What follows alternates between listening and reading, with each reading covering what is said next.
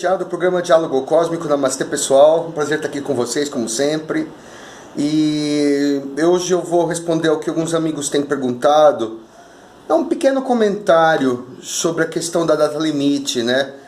A data limite não aconteceu, a data limite furou, né? Eu estava pessimista, eu sempre falei que não acreditava em profecia, fosse do Chico Xavier ou de quem fosse, né? Com todo respeito aos espíritas, com todo respeito ao Chico Xavier, a importância que ele tem, a grandeza da mediunidade dele, né? As provas que ele deu inúmeras de que ele era um médium real.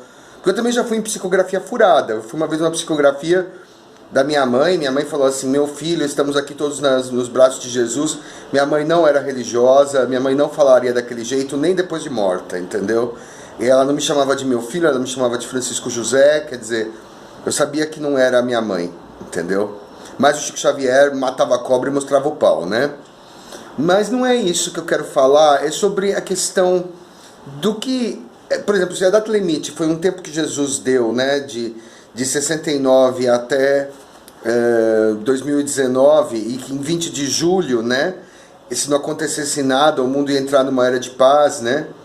E algumas pessoas já extrapolaram dizendo que os extraterrestres iam vir, não vieram, não vêm mesmo, eles não vão. A gente está longe desse contato aberto, né? E me perguntaram assim, o que mudou, né? Algumas senhoras assim que eu encontrei na rua falaram assim, poxa, né? Olha como o mundo está diferente. Eu falei, tá diferente? Tá diferente no que? Tem, o céu tá rosa, os cachorros estão voando, o que, né? Tá diferente nada, as pessoas estavam iguais, o mundo estava igual. Não, eu sinto no ar, né?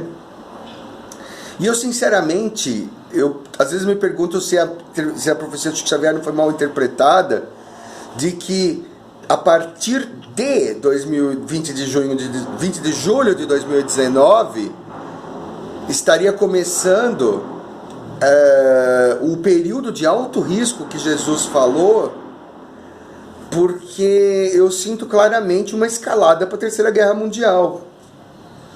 E eu acho que as pessoas não estão atentando para isso daí direito, né?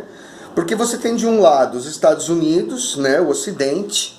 O Ocidente tem lá o Trump, tem o Bolsonaro, tem o cara da Hungria.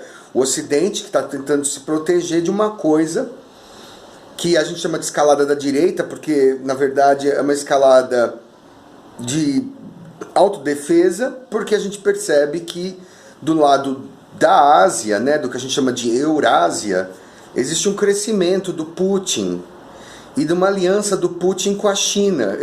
As pessoas não estão prestando a devida atenção no Putin. O Putin, que foi da KGB, portanto ele é filhote da União Soviética, quer restaurar a grandeza da Rússia, que é natural, né? A Rússia nunca teve tradição de ser democracia, a eleição do Putin é uma fraude, ele se reelege, é tipo aqui aquela Smartmatic, entendeu? É tudo truque. E o Putin, ele tem uma coisa que, assim, a Rússia é um país tradicionalmente comunista e autoritário. A China também é um país comunista, ou semi-comunista, ou pseudo-comunista, como queira chamar, mas que se coloca como comunista e autoritário, né? Que se alia, por exemplo, a Coreia do Norte, que vai se aliar à Rússia. De repente, o Modi, que é o primeiro-ministro da Índia, se associou a essa combinação. Então ficou Putin, a China e a Índia ficaram amigos, coisa que ninguém esperava. O Modi também a Índia não é um país autoritário, né? Como a Índia e a Rússia, mas por uma questão de proximidade, por uma questão de histórica mesmo, ele acaba se aproximando mais da Ásia, da Rússia por estar na Ásia, do que dos Estados Unidos ou da Europa, né? Que não tem afinidade nenhuma. Pelo contrário, tem um passado colonial, de inimizade, de dominação inglesa e tal. Então a tendência é gostar mais dos países da Ásia, natural, né? Claro que eles têm umas briguinhas pequenas, por exemplo, a Índia e a China brigam pelo Butão, tem aquele paizinho no meio ali, quem que vai influenciar aquilo ali, o Butão? É coisinha de comadre, né? E existe a grande questão, que é a inimizade da Índia com o Paquistão. E o Putin fez uma coisa muito esquisita recentemente. Ele inaugurou uma grande mesquita, acho que não está passando na TV brasileira.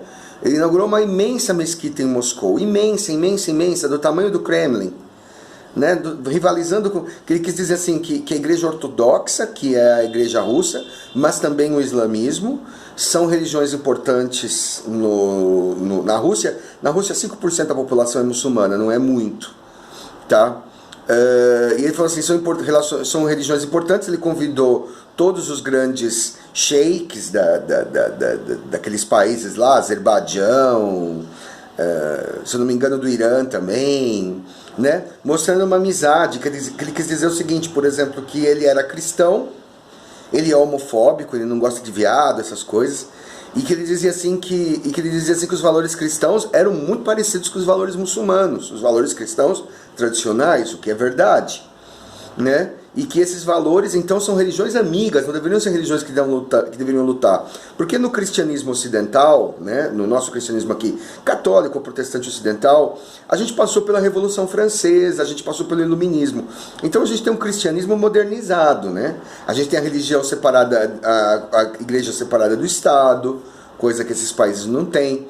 Então, por exemplo, você sabe que, por exemplo, que a religião não pode condenar uma pessoa à morte ou à fogueira.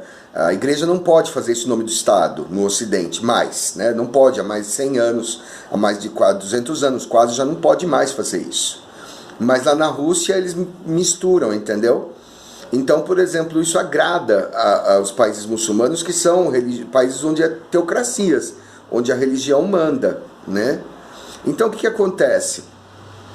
Ele fez um gesto de amizade para os muçulmanos, fez um gesto de amizade para os hindus, o que dá um certo problema, porque os dois não se bicam, né? A Índia e os muçulmanos, mas ele se promete ser um mediador, um meio de campo entre essas duas forças, né?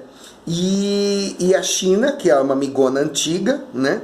E lá na Ásia, quem que é pró-americano de verdade, né? O Japão, né? Que é um país que fez amizade com os Estados Unidos após... É estranho, né? Depois de Hiroshima e Nagasaki, eles se tornaram amigos. É gozado isso, né? Mas são, de uma certa forma, países amigos. São países que os Estados Unidos ajudou muito o Japão, né? Parou de agredir os Estados Unidos. Quer dizer, é gozado isso, como a guerra, de uma certa forma, aproximou os dois países. E a Coreia do Sul, que é a Coreia capitalista, que também foi libertada, não virou comunista como a Coreia do Norte por causa que os americanos fizeram guerra na Coreia. E depois alguns paizinhos ali da Ásia, né? Vamos dizer assim, a Tailândia, entendeu? Né?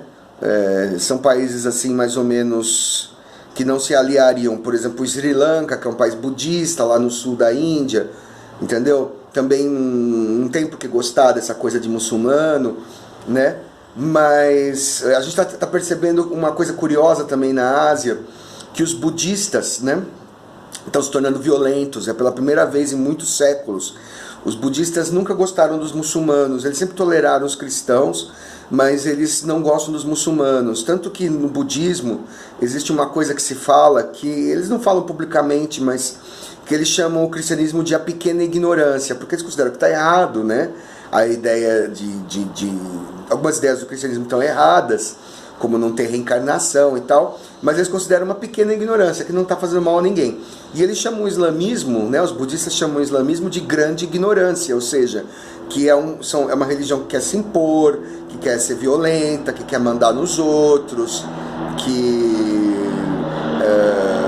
desrespeita a fé dos outros, quer tomar o mundo inteiro, imperialista e tal. Existiram várias guerras entre o Tibete e o Turcomenistão, esses países limítrofes muçulmanos ali da Ásia Central. Existiram muitas guerras. O budismo não é tão pacífico assim, não tem como ser. O budismo nunca atacou países, assim, pelo menos na Idade Média. Só um passado muito distante, no começo, com o imperador Ashoka. Isso é uma outra história, há mais de 2000 anos. Mas o budismo não costuma ser uma religião agressiva. Considero uma religião sim, tá? Esse negócio que filosofia é balela. Assim como o espírita também fala que é filosofia, me desculpa os espíritas, é religião sim. Entendeu? A partir do momento que explica pra você o que acontece na vida após a morte, se torna religião. entendeu? Ciência é o que você põe no tubo de ensaio, entendeu? Me desculpa quem insiste em dizer isso, né? Embora tenha um caráter de filosófico que você pode descolar da religião, da metafísica, você pode adotar a filosofia budista, como você pode... O budismo parece muito com o estoicismo grego, né? Que é a arte da aceitação das coisas como elas são, que você sofre menos aceitando, que você sofre menos não se rebelando, não pirando, aceitando. Então, num certo sentido é filosófico, mas também tem uma parte de karma, de reencarnação, de múltiplas vidas, de mundos pós-morte, mundos felizes, mundos infelizes, etc, etc, né? Então, assim, está acontecendo uma escalada onde o islamismo e o comunismo, ou o neocomunismo, ou o autoritarismo da China e da Rússia estão se aliando aos países islâmicos meio que contra o Ocidente, meio que contra a América do Norte, né, os Estados Unidos basicamente, mas também o Canadá, e as Américas, né, a América do Sul, a América Central é alinhada com os Estados Unidos, e a Europa Ocidental, né, e alguns países, mais ou menos africanos, Austrália, né, que são países assim que têm uma pegada mais ocidental, né? Então, assim, alguns países, né, país africano também, o país africano está sendo tomado pela China, entendeu? A China está fazendo mais ou menos o que a Dilma fazia com os países latino-americanos, lá com Cuba, né? Construiu o Porto de Mariel e tal. E os chineses estão fazendo isso, eles estão meio que comprando a África para transformar na sua zona de influência, né? Estabelecendo o seu soft power, que a gente chama. Então a Ásia, essa Ásia misturada, essa Europa, Ásia, essa Rússia com China, com países muçulmanos, com um pedaço da África, está se levantando, né? Está se organizando muito lentamente, muito silenciosamente contra o Ocidente. O Ocidente hoje em dia, eu não chamaria de Ocidente cristão, embora o Brasil, os Estados Unidos sejam países cristãos, eu chamaria de Ocidente iluminista ou Ocidente modernizado. A gente não tem mais, o Ocidente atual, né, ele não tem mais a religião como centro. Não adianta as pessoas católicas ou protestantes quererem voltar aos padrões da Idade Média, ou do século XVII, porque a gente não tem mais a religião. Hoje em dia, desde o imperador Dom Pedro II, existe o direito da escolha de religião, né? Da liberdade religiosa. Então a religião hoje em dia no Ocidente é uma coisa de fora o íntimo. Você não é uma pessoa má ou boa porque você é dessa ou daquela religião. Mas no Oriente não, eles levam muito mais a sério essa coisa. Eles brigam, eles matam por causa de religião. Então essa é a grande diferença. Então a gente chama de Ocidente cristão, mas eu chamaria Ocidente de laico. É laico mesmo. Não é laico no sentido de que as pessoas não têm religião, ou que não tem cristãos mais. Tem cristãos, mas você tem o direito de ser cristão ou não ser. Eu, por exemplo, não sou. Entendeu? Eu não vou à igreja, não sou católico, mas eu não tenho problema com uma pessoa ser católica ou ser protestante. Entendeu? Cada um na sua, certo? Então o Ocidente tem uma cabeça, isso passa pelo iluminismo, passa por Voltaire, né? Passa pela Revolução Francesa, aquela coisa de que a igreja não tinha que ter, tinha o segundo Estado no tempo do Luís XV. O segundo Estado era a igreja tinha mais poder do que o povo inteiro da França, né? Isso não existe mais no Ocidente, pelo menos no Ocidente civilizado, né? Então, assim, a religião ela vai até um certo ponto no poder. Você pode ter um partido cristão, você pode ter, mas é um partido, né, que briga por certas ideias, como tem o Partido Comunista, como tem o Partido Liberal, o Partido Social Democrata, tem um partido lá evangélico. Se quer votar neles, vota, né? Então, por exemplo, a gente tem um Ocidente hoje em dia em que você é muito mais livre. Você é livre, você pode ser um protestante, você pode ser um evangélico, você pode ser um católico, você pode ser um macumbeiro, você pode ter uma família tradicional, você pode ser gay, você pode ser lésbico, você pode ser travesti, você pode ser isso, você pode ser aquilo, né? Os nossos preconceitos aqui no Ocidente de raça, de sexo estão desaparecendo, mas lá não. Lá o Putin estimula as pessoas a bater em gay, estimula as pessoas a pôr a religião à frente de tudo, entendeu? Então é uma forma muito perniciosa, muito ruim, muito atrasada de ver a religião, ver a espiritualidade, que ele está estimulando, e esse gesto dele de abrir uma mesquita gigantesca em Moscou sinaliza que ele está puxando o mundo islâmico para o lado dele, entendeu? Imagina assim, aí você 2 contra 1, vai ser o Islã e a Rússia, a China, né, que eu chamaria de Eurásia neocomunista, eu chamaria de neocomunista porque não é mais o comunismo tradicional, mas porque comunismo é autoritarismo, comunismo é concentração de poder, e eles são, tanto o Putin quanto a China, né? Não estou falando das pessoas, as pessoas, os chineses ou os russos como pessoas são maravilhosos, não é isso. Não estou condenando os povos, né? Estou falando de regimes, né? Então isso aí está escalando para uma terceira guerra mundial. Isso está escalando para uma terceira guerra mundial nuclearizada, porque o Irã está dando seus passinhos para se nuclearizar. A Rússia é uma potência nuclear. A China é uma grande potência econômica, mas ela não é uma potência nuclear. A Rússia é uma potência nuclear. Casa os dois, você tem uma grande potência econômica nuclear, como os Estados Unidos, que é uma grande potência econômica e nuclear. E a China e a Rússia casados são uma grande potência econômica e nuclear, né? Então eu acho assim que Jesus vai ter que dar mais 50 anos de prazo, e talvez em 2069 a gente tenha a próxima data limite, tá, gente? É isso que eu tenho a dizer, ok? Chico Penteado, programa Diálogo Cósmico, só uma reflexão. O que eu achei dessa